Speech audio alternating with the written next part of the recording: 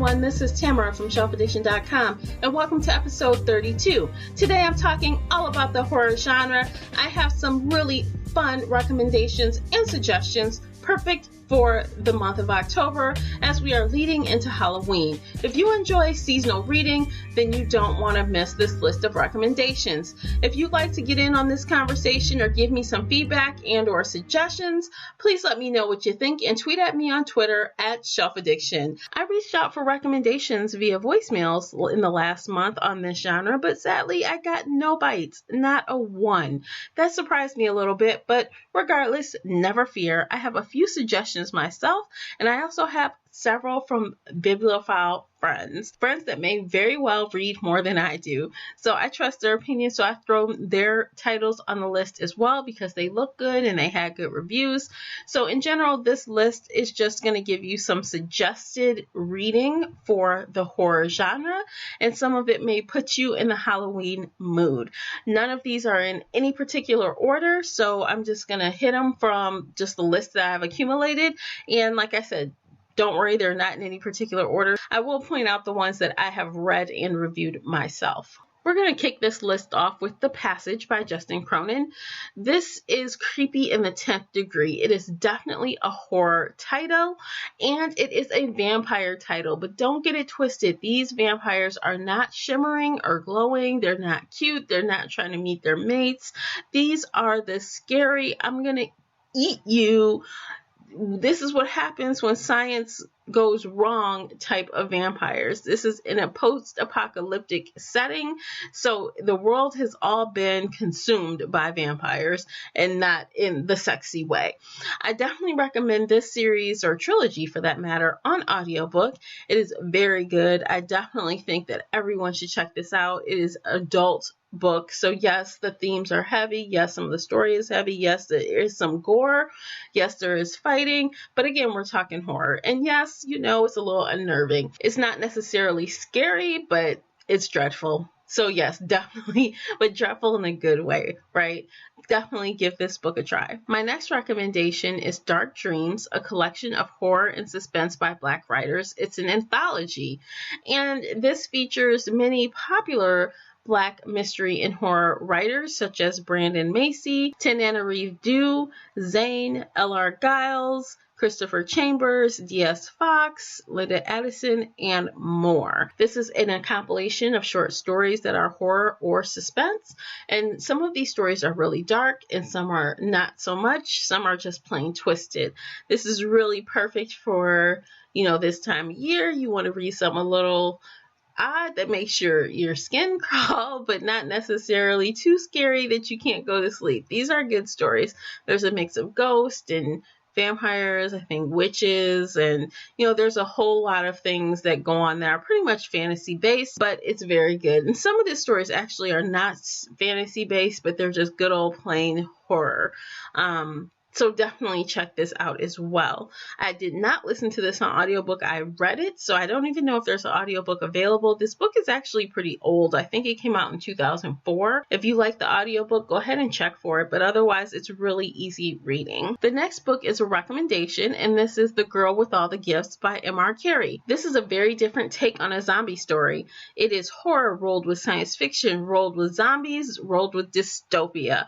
So it's all about very special little girl Melanie, and she goes to school, but the whole time she's in school she's strapped to a wheelchair, right? That's very strange. Melanie loves to learn, but her teacher looks at her sad, so obviously Melanie has no idea she's a zombie. Poor girl.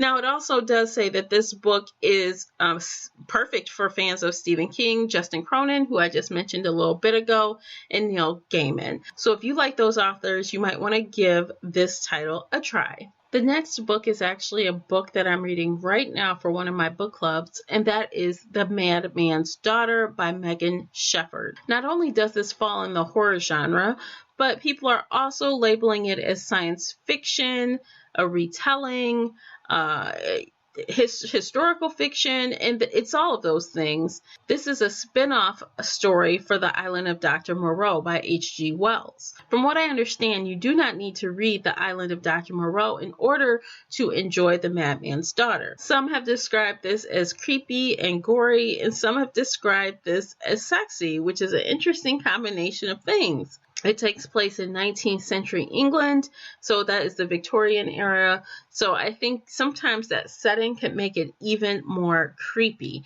So definitely give this one a shot. Let me know if you enjoy it. I'll be sure to let you know what I think when I'm finished with it as well. The next recommendation that I received is Pretty Little Dead Girls by Mercedes M. Yardley. This is fun because it's a pretty short read, under 290 pages, and it's all about a young girl who runs away from home and she befriends a tortured musician, but this musician turns out to be a serial killer. How wild is that? It's been described as dark, a lovely fairy tale with lyrical language and a high body count. Nice. That is definitely horror. Very cool. The reviews for this are pretty good as well. I gotta say, whenever I see a rating of over 4 out of 5 average, that's always a good sign. So I'll definitely be adding this to my TBR list. Hopefully you will as well. Of course, I've got to throw in the king of horror, which is Stephen King. I'm going to recommend The Stand. This is I guess, fantasy / horror / post-apocalyptic situation, and it is very scary. This does have some things regarding, religion and good and evil, and I gotta tell you, this is a monster of a book. It comes in at over 1,000 pages in most editions, so this is not a joke. Definitely enjoy it, savor it. Maybe you might choose to read this book over a couple of months, I don't know, or maybe you might be so in love with it you finish it in a day. I'd be curious to see who could read 1,000 pages in a day. If you do, let me know. I want to know what your trick is to get that done. I also wanted to put in a recommendation by Stephen King's son, Joe Hill. They write in the same way where you just wonder, how do you come up with this? It's crazy. But that makes it all the more interesting.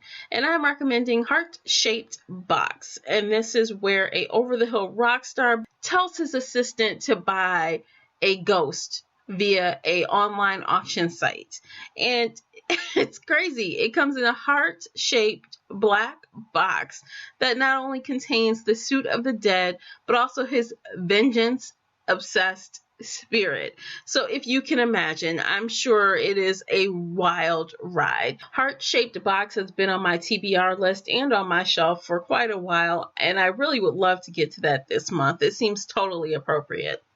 Last but not least, I really have some oldie but goodies.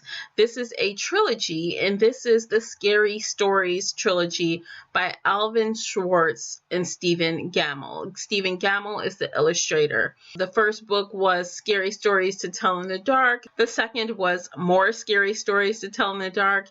And the third was Scary Stories 3, More Tales to Chill Your Bones. And I gotta tell you, I remember these from when I was younger.